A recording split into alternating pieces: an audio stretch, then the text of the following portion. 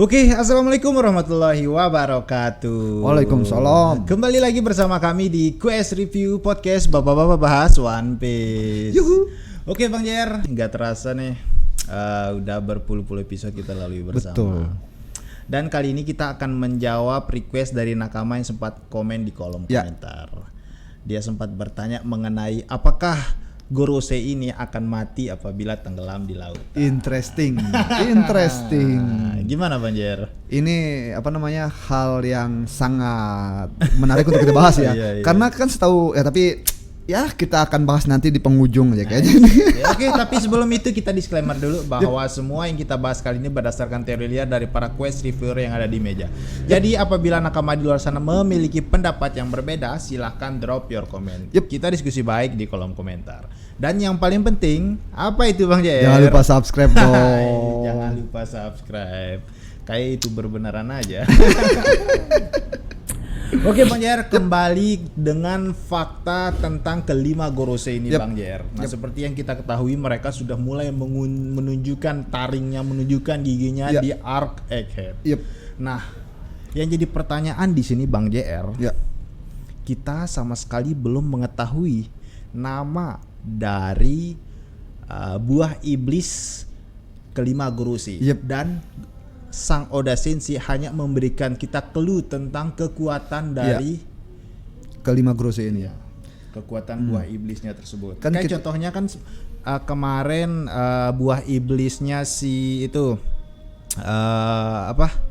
Yonko sempat ditunjukkan nama buah iblisnya apa, baru kekuatannya dengan naga dan lain sebagainya. Nah ini hanya ditunjukkan kekuatannya saja. Ini gimana nih Bang Jer?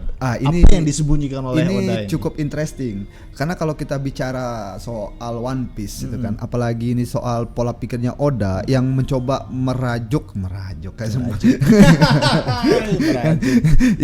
yang kebanyakan dari cover story-nya ataupun ide-ide besar yang dibuat dalam One Piece ini berdasarkan dari kisah nyata dan dari mitologi Yunani. Nah, seperti yang kita ketahui dalam mitologi Yunani itu ada hewan yang punya satu badan tapi punya fisik yang berbeda. Contohnya seperti hewan singa, kepala singa tapi dia punya sayap naga. Itu kan chimera kita sebutkan chimera. Nah, sedangkan chimera ini hasil dari rekayasa genetika yang dilakukan oleh penyihir. Nah, sedangkan saya curiganya alkemia. Dan saya bahkan sangat curiga tuh kalau Gorosei ini gitu kan, mereka tuh nggak makan buah setan. Gitu. Saya bahkan curiga kalau mereka itu benar-benar dari hasil rekayasa genetika gitu. Apalagi mereka kan immortal di sini, bro. Iya Bang Jer. Make sense sih, tapi kayaknya berdasarkan dari alur One Piece sendiri kayaknya ndak mungkin deh mereka ndak makan buah iblis. Tapi bisa jadi karena apalagi sekarang semakin ditunjukkan baik itu teknologi modern, ada trik yang alkemi mencampurkan antara kimia dengan sihir dan mistis. Betul. Oke, kita mulai dengan list dari para Gorosei tersebut Bang Jar. Nah, pertama ada Gorosei Saturn.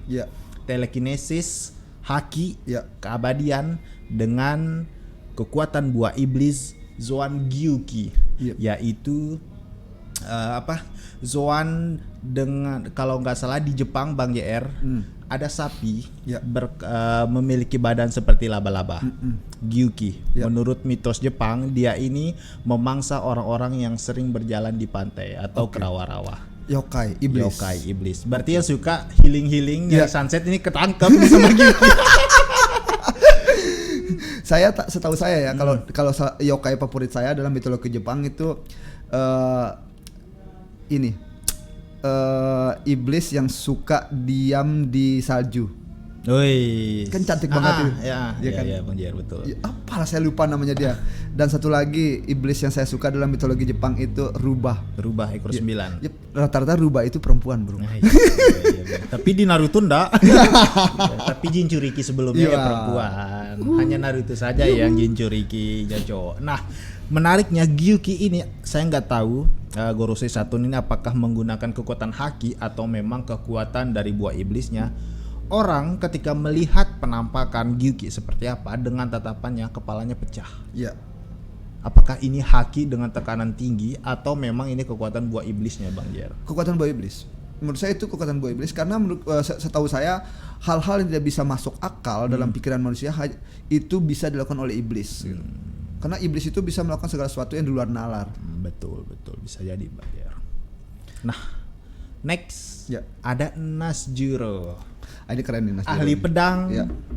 Dia memiliki serangan kayak si Brock. Jadi setiap tebasannya selalu diakhiri dengan S, pembekuan dengan tipe buah iblis berkekuatan Zoan Bakotsu dalam mitologi Jepang. Jadi dulu ada legenda yang mengatakan saat peperangan, kemudian kuda yang dibakar bergentayangan. Makanya Bakotsu, tubuhnya si Nasjuro ini memiliki tengkorak kuda dengan badannya dia seorang semur. Kalau kita bicara soal kuda ya, mungkin saya lebih tepatnya akan bicara soal pernah nonton filmnya Jet Li nggak? Pernah. Yang dia berubah jadi yang naga. Berubah jadi naga. The Mummy ya. Mummy itu. Nah, dan itu kan Mummy dan si Jet Li ini sorry to say, kita coba meraba-meraba ya. Itu salah satu jenderal besar di kerajaan Cina saat itu, dan dia tuh punya kuda. Dan ada beberapa film dalam mitologi saya agak takut ngobrol, takut merempet gitu kan. Intinya buat teman-teman cobalah googling, coba cari tahu soal nama si Jet Li itu kan dia mewakili nama jenderal dan dia tuh ada nama kudanya. Betul. Dan kalian pasti akan tahu apa maksud omongan saya. Memang di setiap perang, apalagi di era Nihon Jepang, Bang JR, kuda itu merupakan bagian dari kaki seorang jenderal. Kuda itu merupakan bagian kaki dari seorang pasukan. Betul. Kayak contohnya Lubu. Pernah ada di salah satu manga, jadi Three Kingdom. Jadi bagian dari kakinya yang membuat tentunya Lubu dengan kekuatan yang besar juga dinaungi dengan kekuatan kaki yang luar biasa. Nah, saking kuatnya serangan Lubu baik itu dari badan sampai tangan, kakinya tidak mampu menampung kekuatan tersebut, Bang Jer. Artinya nggak balance. Nah, di sini ada kuda favoritnya yang membuat dia balance antara kekuatan tebasan sambil dia menaiki kuda, dan kuda tersebut selalu mampu menahan dorongan dari kekuatan tersebut. Ada satu lagi nih kalau kita bicara soal kuda ya. Kalau ini saya nggak takut ngobrol nih. Ini saya nggak takut ngobrol nih. Dalam mitologi Irlandia, koreksi saya ya. Kalian tahu nggak ada kesatria berkuda yang nggak punya kepala? Yang nggak punya kepala? Siapa ya? Itu terkenal banget. Gitu. Saya kurang tahu Bang Jer. Itu ada tapi saya lupa namanya. Yang pasti itu ada seorang kesatria dan dia tuh sering dihadirkan dalam game-game MMORPG, bahkan sebagai jadi bos dalam beberapa komik. Dia tuh selalu diangkat seorang kesatria yang menunggangi kuda tapi kesatria tanpa kepala. Ya kalau kita bicara soal iblis ini, kita bicara soal iblis. Nah, apalagi ini kita bicara soal kuda. Kuda ini begitu powerful zaman dulu gitu kan. Udah banyak sekali sangkut paut ini ya. Cocokologi ini. Kalian tahu gak? Ya apalagi kita bicara soal kuda. Kalau kita bicara soal kuda, ada satu ras yang sangat terkenal dengan kudanya, itu Mongol. Genghis Khan berhasil menaklukkan separuh dunia kala itu dengan kudanya. Kan orang-orang Mongolia kan terkenal dengan berpanah, berkuda. Iya sih Bang Jer. Nah, terus apa sangkut pautnya dengan antara Nasjuro ini dengan apa yang kita omongin? Ya karena Nasjuro ini menggunakan yokai dalam bentuk kuda, buah setannya kan. Saya tetap beranggapan tidak ada buah setan yang membuat seseorang itu abadi gitu. Nah, saya takut ini hanya hasil rekayasa gitu. Soalnya Nasjuro juga selain memiliki kekuatan buah iblis yokai tersebut, dia juga dengan kekuatan haki dan pedangnya juga, kemampuan berpedang. Saya takutnya mereka ini orang-orang yang dikutuk. Bisa jadi Bang, kan? Karena kesalahan masa lalu. Dikutuk gitu. Siapa tahu kan, apalagi kekuatan mythical Zoan-nya Luffy kan imajinasi. Siapa tahu imajinasinya melampaui waktu. Lifetime. Apalagi ini kan kita bicara soal dewa pes. Iblis kan? Iblis. Bagaimana kira-kira si ini namanya? Im sama. Dia apa ya? Iya kan? Betul Bang Jer. Nah, next yang ketiga, Top Man Warkuri. Ini siapa yang suka si babi ini? Ya enggak sih? Tahan tinggi dengan Zoan Fengxi. Babi. Memiliki 4 taring. 4 taring. Nah, dari semua Gorosei hanya Zoan ini, hanya Top Man Warkuri yang memiliki ketahanan yang luar biasa. Jadi semuanya dibabat habis, tidak perlu harus dengan kekuatan, cukup ditabrak saja. Seperti yang kita ketahui ya kan, kalau berdasarkan sempat kan bertarung si Top Man Warkuri sama siapa? Luffy. Luffy. Kalau pas yang dipukul malah Luffy-nya terbakar kan. Itu kan seperti yang kita ketahui Bang Jul, kalau babi ini Bang Jul, dia tuh kalau sudah lari nggak bisa belok. Serius. Makanya dalam mangkanya kita selalu lihat Warkuri itu main seruduk aja karena karena memang itu kebiasaan babi, bro. Serius. Kalau kalian dikejar sama babi nggak usah panik gitu. Cukup aja melangkah ke kanan ke kiri, yang pasti babi itu nggak bakal bisa dia manuver seperti hewan-hewan lainnya. Karena babi kalau udah seruduk aja dia. Ya itulah ya. Top man itu seperti itu, bro. Top man. Keren. Nah, next ada Gorose Mars. Ya, si Mars nih. Ya, laser api. Ya. Dengan Zoan Itsumade. Ya. Nah, Itsumade ini kayak sejenis burung dengan badan ular, kemudian kalau di One Piece sendiri dia seperti burung eksotik, Bang Jar. Tapi kalau di Iblis Jepang sendiri dia itu burung yang burung campur reptil lah. Ya, itu saya bilang tadi Chimera itu. Chimera. Iya, ekor ular, kepala elang. Bukan kepala elang, kepala burung pemakan bangkai. Pemakan bangkai. Iya. Karena setahu saya itu buah setan itu hanya dia merefleksikan satu wujud. Gitu. Nah, saya curiganya mereka ini nggak makan buah setan gitu. Iya. Atau mungkin ya mereka memodifikasi buah setan tertentu sehingga menjadi dua dan akhirnya dikutuk oleh apa yang mereka lakukan gitu. Bisa jadi, Bang JR. Karena kekuatan dari Gorose Mars sendiri sudah ditunjukkan pada komik sebelumnya. Jadi selain laser juga dengan ketahanan yang tinggi dengan kepakan sayap yang kalau nggak salah biasa. Itu yang dihempaskan oleh Luffy ke langit kan? Oleh Luffy. Sempat nih Gorose Mars ini menyerang Labofish. Tapi saking kuatnya ketahanan Labofish, jadi satu kali serangan tersebut tidak mempan. Nah, mungkin dari sisi kelemahan lain bisa jadi si Gorose Mars ini memiliki titik rendah tersendiri daripada yang lain. Kalau kayak contohnya Top Man kan kuat. Nah, siapa tahu kekuatan Gorose Mars di level yang berbeda.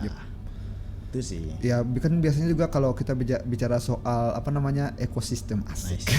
Kita bicara soal lab circle itu kan. Circle. Ular dimakan sama elang dimakan sama apa gitu kan. Nah, memang elang itu dia tuh berada di puncak rantai makanan, tapi tidak pernah ada yang menyebut kalau elang itu sebagai hewan terkuat. Selalu merujuk kepada singa, selalu merujuk kepada gajah. Karena sehebat apapun binatang yang bisa terbang dari zaman purba, selalu hewan yang merangkak di tanah yang dikatakan sebagai top predator gitu. Betul, Bang Jar. Ya kan? Nah, kembali ke Gorose tadi, Bang Jar. Keempat Gorose ini semuanya berasal dari mitos Jepang. Iya, yokai, iblis, bro. Iblis Jepang. Jadi kekuatan Zoan iblisnya itu berasal dari cerita Jepang atau hewan purba atau hewan dari Jepang. Mitosnya. Nah, yang jadi pertanyaan di sini ada satu lagi nih Gorose, Mars Jupiter. Haki melahap semua objek dan bentuk dari zoannya adalah zoan sandworm. Kalau di filmnya SpongeBob, cacing besar Alaska. Cacing besar Alaska. Kan seperti yang kita ketahui nih, sandworm ini kan makhluk mitos. Tapi bukan berasal dari Jepang, Bang Jar. Nah, yang kita tahu kalau sandworm ini kayak contohnya di film yang sempat di pasir dengan cacing besar yang selalu melahap apa saja. Pernah nonton Solo Leveling? Solo Leveling ya. Iya kan, sandworm kan? Apalagi ada satu nih, saya lupa ya, tolong teman-teman koreksi ya, Leviathan. Leviathan ya, betul. Tapi Leviathan itu di air, Pak. Dia itu belut berkepala naga. Itu dia Leviathan ini. Nah, anehnya si Mars Jupiter ini, Bang JR, saya nggak tahu kenapa dia tuh melahap apa saja tapi gampang ditebas. Setiap ditebas kebagi dua. Selalu sembuh. Interesting bukan? Interesting. Apakah ini dia sama kayak cacing yang selalu Banjar yang memiliki cloningan, jadi setiap dipotong melahirkan individu lain. Amoeba, bro. Iya enggak sih? Iya. Dan kok dia sendiri yang berbeda ya? Yang lainnya mitos Jepang keren-keren yokai lah, dia tiba-tiba cacing besar Alaska kayak di film SpongeBob. Yang melahap apa saja. Nah, Bang Jer, dari semua Gorose ini, baik dari kemampuan, kekuatan buah iblisnya, kemudian hakinya, gimana? apakah dia akan mati atau tidak di dalam lautan. Kita sesuaikan dengan pertanyaan teman-teman, apakah mereka akan mati ketika mereka tercebur di dalam air ya? Saya meyakini 100% mereka nggak bakal apa-apa kalau mereka jatuh ke dalam air. Seperti kita walaupun kita mengetahui, walaupun kita mencoba ini melawan hukum yang ada dalam dunia One Piece ya. Sedangkan hukum yang ada dalam dunia One Piece, siapapun yang memakan buah setan, mereka akan dikutuk permanen, nggak bisa berenang, bro. Betul. Ya nggak. Ya, tapi entah saya kenapa meyakini kalau buah setannya mereka ini bukan murni buah setan gitu. Saya tuh meyakini kayak tadi dari proses alkimia, chimera, dan maka saya tuh meyakini Bang Jor, apa yang mereka kekuatan yang mereka miliki saat ini itu adalah kutukan yang diberikan oleh dewa atau kutukan dari apa yang mereka lakukan di masa lalu. Seperti yang kita ketahui Bang Jor, buah setan itu hanya menghasilkan satu tipe. Betul. Kalau kalian makan logian tipe S kan akan menjadi manusia S. Betul. Kan? Kalau kalian mau makan buah setan tipe naga kan akan jadi naga gitu. Nggak mungkin punya naga tiba-tiba berkepala ini. Iya, berkepala gajah. Nah, yang bisa terjadi seperti itu kecuali kalian itu makan buah smile.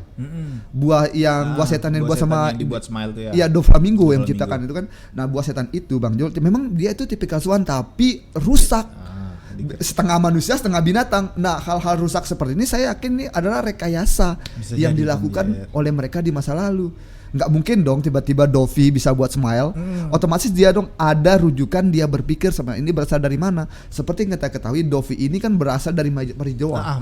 Kemungkinan dia mendapat bocoran itu, bro. Iya, bisa jadi Bang. Iya, keren. Karena kok buah iblisnya kok aneh ya. Aneh, apalagi ini yokai. Dan ditambah lagi Oda tidak menyebutkan nama dari buah iblis mereka, hanya kemampuan dari buah iblis mereka, tipenya saja.